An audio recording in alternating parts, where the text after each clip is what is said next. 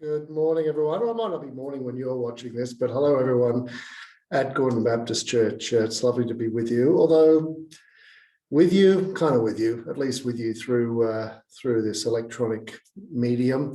Thank you for the opportunity to share with you, and I really hope that this, in some way, kind of might encourage you and broaden your kind of perspective, particularly on the ministry of Jesus and on the calling that we have as followers of Jesus in the world. I'm going to read a really familiar story to you. I think it's pretty familiar. I suspect most people in church have heard this a lot of times before. And I want to see whether we can recapture some of the original power and horror that is included or sits around or behind this story, but also to be deeply encouraged by the ministry and the teaching of Jesus through this story. It's one of the most terrible stories in the Gospels, and it appears in John chapter 8. So I'm going to read it to you. As I said, I'm pretty sure you're pretty familiar with it, but I want to breathe some fresh light into it. At least I hope I can. So this is John chapter 8, and it's starting from verse 1, and it refers to the story of the woman who's caught in adultery. So it begins this way. But Jesus went to the Mount of Olives. At dawn, he appeared again in the temple courts where all the people gathered round him, and he sat down to teach them. The teachers of the law and the Pharisees brought in a woman caught in adultery. They made her stand before the group and said to Jesus, "Teacher, this woman was caught in the act of adultery. In the law of Moses, we're commanded to stone such women. Now, what do you say?" They were using this question as a trap in order to have the basis for accusing him. But Jesus bent down and started to write on the ground with his finger.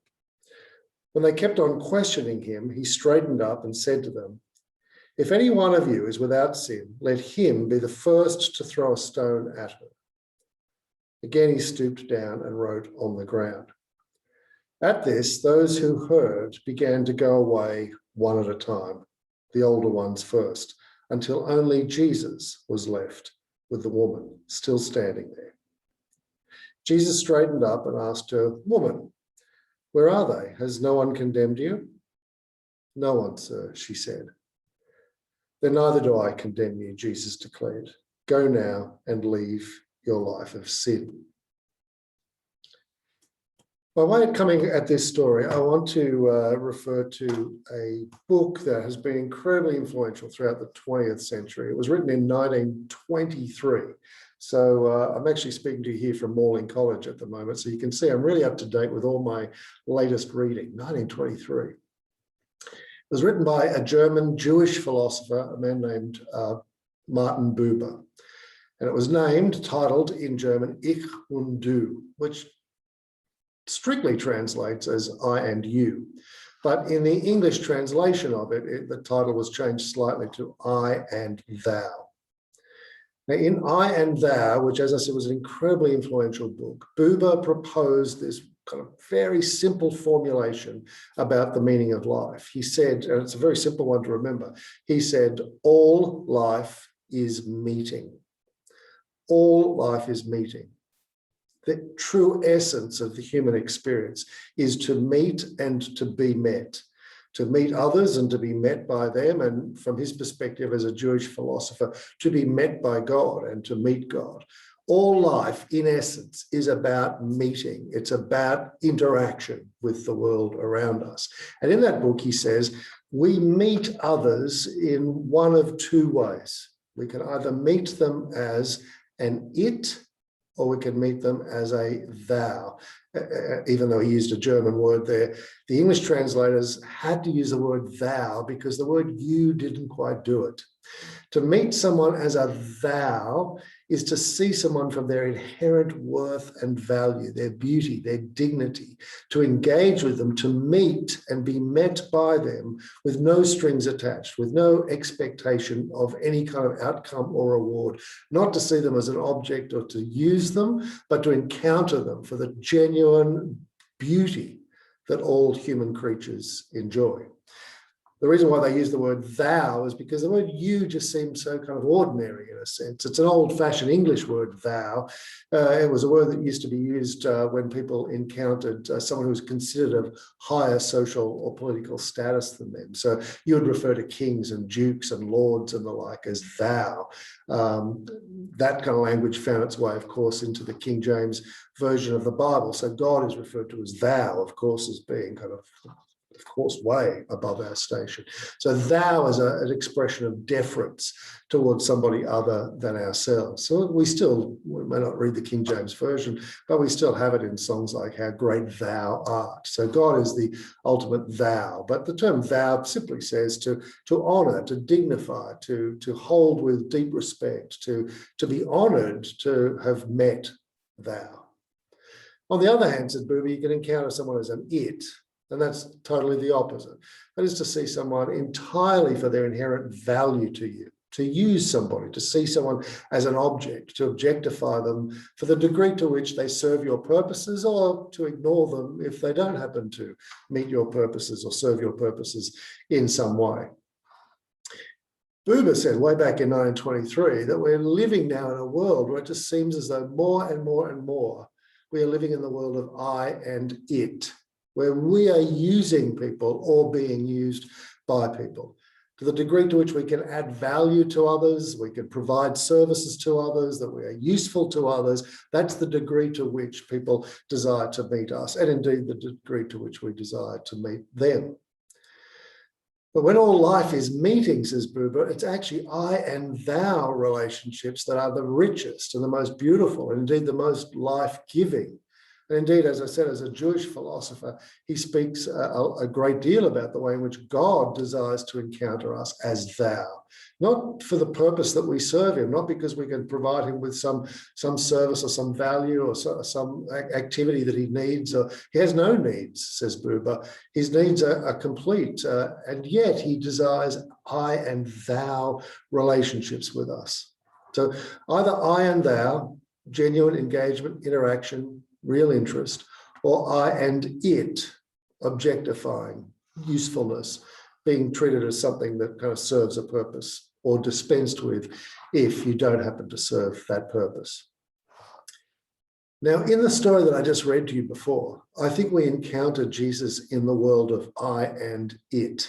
In fact, as you read the Gospels with this kind of thou and it kind of formulation in mind, you'll discover that Jesus is encountering the world of I and it over and over and over again, where people are seen as objects, where people are seen as useful or not under the circumstances, where there's not an I and thou meeting with someone, not a genuine honouring of and interest in, irrespective of their value, an interest in someone. It's where people are treated as things. You see it again and again, say, in the way in which the Pharisees interact with Jesus, particularly, strangely, when he heals people on the Sabbath. I don't know if you've noticed this, but this was for the Pharisees the ultimate indication that Jesus was not the Messiah, because he was breaking the law by working on the Sabbath. And it seems as though Jesus kind of knew this and was really quite provocative about it, because he heals a lot of people on the Sabbath. I don't know if you've noticed that. But in one particular instance, in Matthew chapter 12, after he's healed, or a man is brought to him, with a withered hand, and Jesus prepares to heal him, the Pharisees say to him, this is work. You are breaking the Sabbath if you do this. And Jesus interestingly points something out to them. He says, you do know, don't you, that in our law, if an animal, a goat or a sheep, falls into a ditch, into a crevice, into a canyon, and can't get out and will surely die, that there's a loophole in the law that allows for you to go and rescue an animal which is in distress, rather than to leave it there all Sabbath day and night and then come back to it the next day where it may have suffered or indeed may even have died. There's actually a loophole in our law that says you can go and rescue a sheep or an animal which is in distress on the Sabbath. So are you telling me that by healing this man, or the myriad other people that he heals on the Sabbath, are you telling me that this person is of less value or worth to you than an animal, than a sheep in distress? The answer, of course, is yes, they are. They have no concern about the man and his withered hand, or the multiple people that Jesus heals in other contexts. There's no kind of joy or excitement about the fact that Jesus has brought healing to a man who's born blind, or to a lame person, or to lepers. Like, there's not like, wow, this is the hand of God. You know, this is God, I and thou, serving, loving, healing. There's no interest in that at all. It's just like, whoa. If you heal this guy, you are clearly not the Messiah. It's treating this man as an object, as a tool, in order to attack or discredit Jesus in some way. But even Jesus' disciples find themselves in the world of I and it.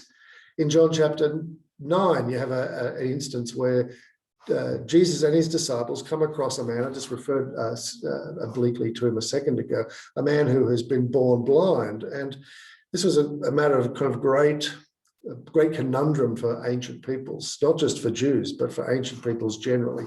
Because when somebody was blind or had a disability or an illness or great misfortune, the assumption was that they were being punished. For the Jews, it would be punished by God, and for the pagans, it would be punished by the gods. But irrespective, calamity, illness, disability, this was punishment for sins or for offense to the gods or to God in some way. The problem was, if someone was born blind, that was tricky because, well, an infant just born and born blind clearly hasn't sinned, hasn't broken any rule, hasn't offended any God in order to be born blind. This can't be punishment for his or her crimes or sins. So the assumption then was, well, I guess it must then be punishment on the child's parents. They must have done something for this to have been brought upon them. So when Jesus and his disciples happen upon a man born blind, the disciples ask this very question: whose sin do you think it was that caused this? It couldn't have been his, could it? Was it his parents? And note what's going on here. It's not like there's a man born blind here. He's been begging for the whole of his life. He still lives with his parents, even though he's a grown man. I mean, look at this poor man. There's no compassion. There's no I and thou operating here. It's just like, he's a blind man. This is a teachable moment for us, Jesus. Could we use him as an object lesson? Like, let's think about him. Like, whose sin was it? His parents? Like, well, how would you look at this? This is I and it. This man serves a purpose for us right now. We could learn something from his particular tragedy. And Jesus, of course, is like, neither him nor his parents. He's not even going to enter into the discussion about who's to blame or who's at fault for his situation. But he says, I'll still use this circumstance to glorify my Father, to reveal the I and thou love that my Father has. But you can see even the disciples who've been following Jesus are caught up in this idea of treating people as a thing, as serving a particular purpose for them. Now, the ultimate, I think one of the most despicable expressions of this is the story that I just read for you earlier. It's in John chapter 8, just before this instance that I mentioned with the man born blind.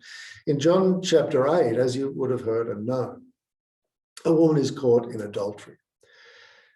She's dragged out into the streets, and the penalty is that she should be stoned to death. You might have noticed that no man has been dragged out of his bed and is similarly going to be stoned to death. This appears only going to be exacted against the woman. The woman is guilty of adultery, but apparently not her lover. And as she lies there, quaking, I imagine, terrified. I mean, could you imagine anything more despicable than stoning someone to death, or anything more horrible than being stoned to death? And so on the eve of this, anticipating this, like bracing herself for this horrible and brutal and primitive way of dying, the Pharisees get into their heads, wait a second, don't kill her so quickly. Like, Jesus is down at the temple courts and he's talking about grace and love and pretending he's the Messiah, and here's a way to discredit him. Here's a way to show the limits of all this talk that he has about grace and mercy and the like. Let's take her down to Jesus and see what he would say about her. Let's use her to humiliate Jesus.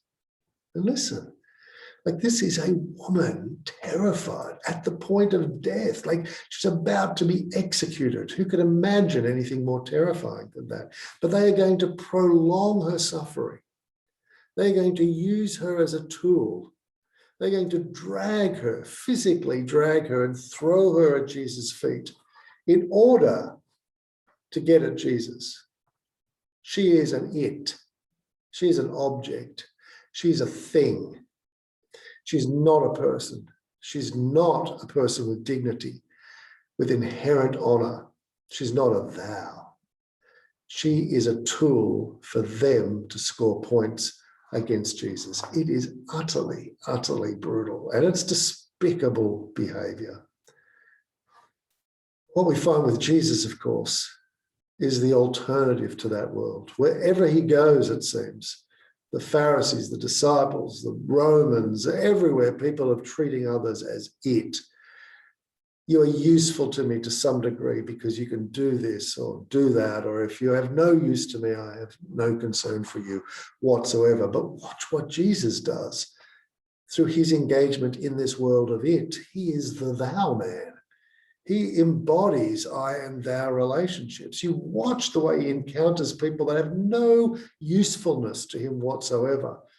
You see it even in the ultimate it at that time in history. For the Jews, the ultimate it were the Romans, the pagans, the outsiders, the oppressors. They hated them. They were an it. They would do anything that they could to avoid them or to humiliate them or to attack them. What does Jesus do? When a Roman centurion says, you don't need to come to my home, you just say the word and my servant would be healed. Jesus looks at this man as thou and says, never have I seen such faith in all of Israel. To honor him for his inherent faith in recognizing Jesus' power is an extraordinary act of I and thou. You'll see it again where a woman who has been bleeding for 12 years reaches out and touches the hem of Jesus' garment and is immediately healed. She's kind of stealing a miracle, actually. In the midst of a crowd of men, she manages to sneak up through the crowd and reach out and touch it. That's because she had this kind of misinformed notion that if you touched the hem of the garment of holy men, there was healing there. The Pharisees used to play this up, and they used to have long tassels on their garments. They knew that their clothing didn't heal anybody, but it kind of reinforced their idea as holy people. So she, under this misapprehension, touches Jesus' garment and is healed. A bleeding woman, my friends, is the ultimate it. She's unclean. She can't attend the temple. In some really, really strict societies, she couldn't even leave home or be in the marketplace. No man would be with her. I mean, she is an it. She's of no value whatsoever as an unclean woman. And she reaches out and she touches Jesus, and the miracle's done. So in a sense, the transaction is over at that point. But Jesus actually stops his tracks in this assembly of men. And he calls her, who touched me? He calls her out. She's kind of forced to step out into the assembly of men, and there in front of them, and I think probably more for their benefit than for hers, he says to her, it is your faith that healed you. You had the faith to reach out, and God has honored you.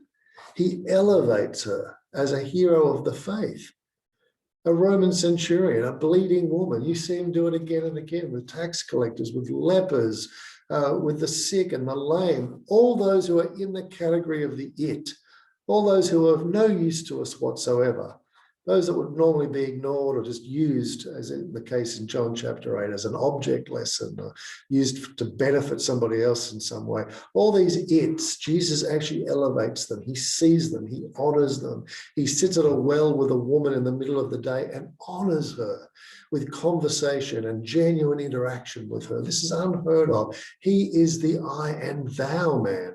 There is nobody of no use to him. It's not an issue for him. Whoever he encounters, he sees directly as somebody inherently valuable and useful, inherently valuable and honored and loved by God who created all human beings. Now back to the story. The woman is thrown at Jesus' feet, the I and thou man. What will he say now? Will he say, forget about the law of Moses, that's rubbish, in which case they will condemn him? Will he say, let it go, it's okay, in which case they'll say he's okay with adultery and infidelity? How will he respond to this? Well, Jesus' response is brilliant, but risky. Jesus, as you know, famously says, Well, let whichever one has no sin cast the first stone, and then the rest of us can line up behind you, I guess. In other words, sure, enact your law. Sure, stone her if that's what she deserves. But before you do it, I want you to look at her. I want you to weigh her sin.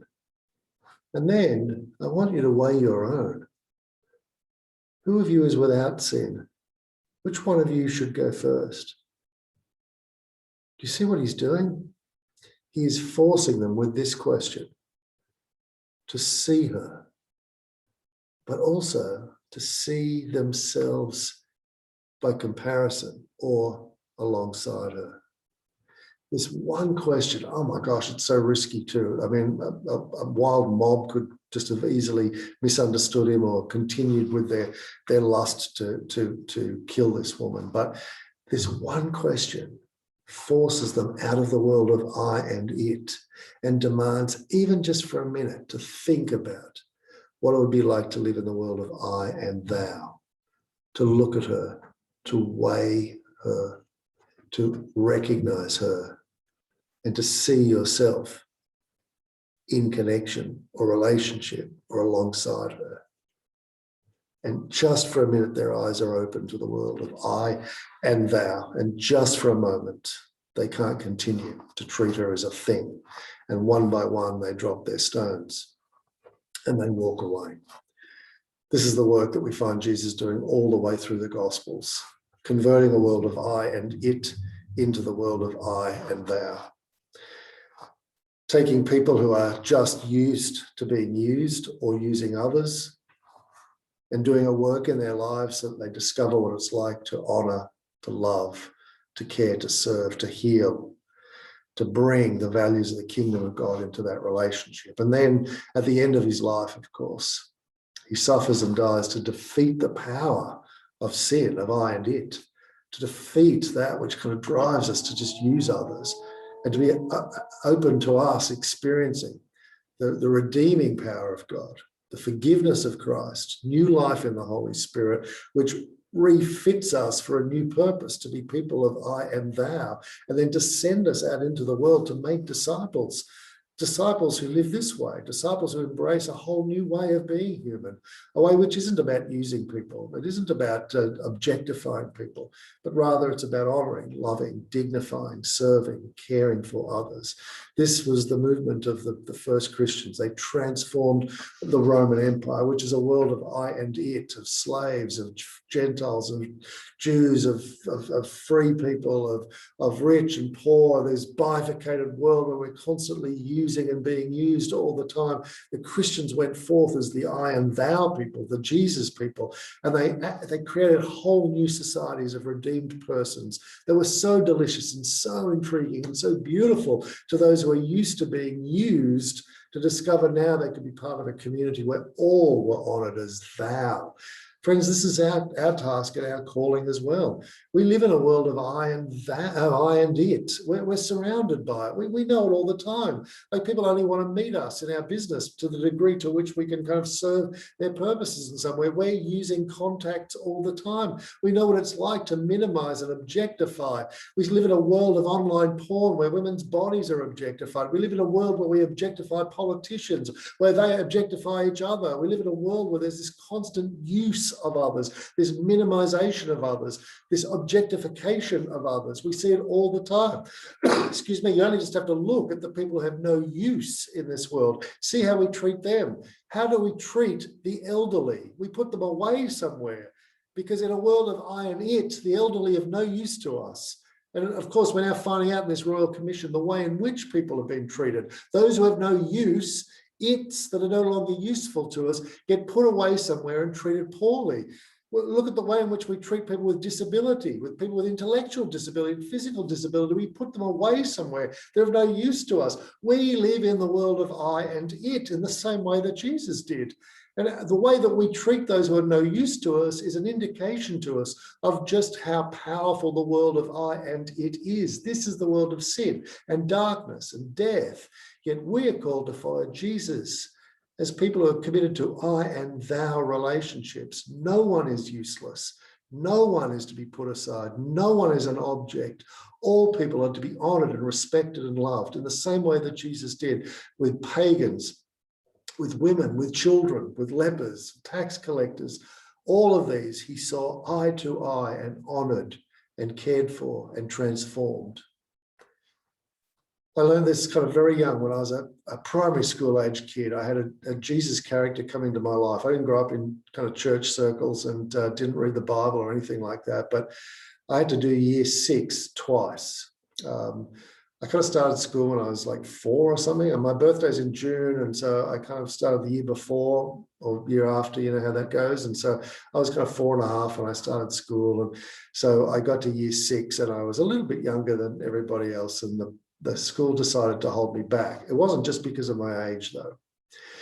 I had become like a juvenile delinquent by year 6, and cut me some slack here. I was a pretty decent kid, but the reason I'd gone so wild in my last years of primary school is because for most of my primary schooling, I had been responsible for caring for my older sister. I have a sister called Joanne. She's 2 years older than me, and she has an intellectual disability.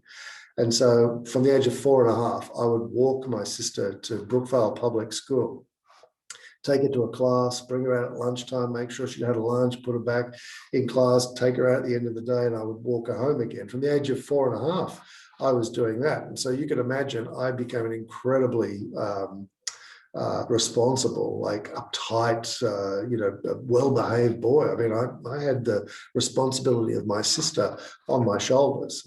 I did that all the way through till year 5, when they built a school down the road for people with a developmental delay or intellectual disability. And Joanne left the regular streaming public school and went to Fisher Road Public School. So I was in year 5 when this kind of burden of my sister on my shoulders was taken from me. And now I was free. Like I could do whatever I wanted. Like I didn't have to take care of Joanne during the day. And well, you can imagine what a little kid at the age of 10 does with that. Oh, it's crazy. I mean, I just got into all sorts of trouble, extortion, stealing, fighting. There's a little gang that formed around me. I was bad news. Like I remember it kind of reached a crescendo. Oh, that's right. I remember getting free tuck shop lunches for a week because I told people that my house had burned down. I was regularly getting the cane and being put on detention and all sorts of things. It reached the kind of the worst, I was going to say the crescendo, but probably it should be the lowest point. I reached the lowest point when I locked my teacher in the storeroom and enticed her into the storeroom, and then I ran out and locked the door. And then I wrote a list of demands on the blackboard, like less homework, longer lunch breaks. And I led the class in a kind of, I thought it was sort of like a trade union kind of, collective bargaining kind of arrangement. But when you've locked your teacher in the storeroom, it's pretty much kidnapping and extortion. So in any case, I got the cane for that one as well. So when I was coming toward the end of year 6, the first year I did it, the principal called my parents in to see them and said, look, we know what's going on with Mike. He's been a pretty good kid for most of his schooling. And then when Joe left, he's gone crazy, and we understand that. And he's in a pretty bad year 6 group right now. They're going to go on to high school, and then they're going to matriculate to various penitentiaries around the state. But the year 5 coming up behind him, they're angels. And he's a little bit young, so why don't we repeat him the 6th grade? This new group will come in. Let's hope that's like a circuit breaker, and Mike can get back to being the good kid that he was. Now, I didn't know any of this. I just was told I had to stay back because I was a little bit younger than everybody else. I wasn't ready for high school. So I turned up for my first day of my 2nd year in 6th class. I was made to sit in the front seat right up against the teacher's desk. I don't know why they always gave me that one, but anyway, there I am sitting right in the front of the classroom, and in came a new teacher. We'd never seen him before. His name was Mr. Flood. He was like a Jesus character to me, actually. He didn't look like Jesus, though. He had nicotine-stained fingers and nicotine-stained teeth, and he chain smoked all the way through school. I sucked in quite a bit of secondary smoke in year 6, let me tell you.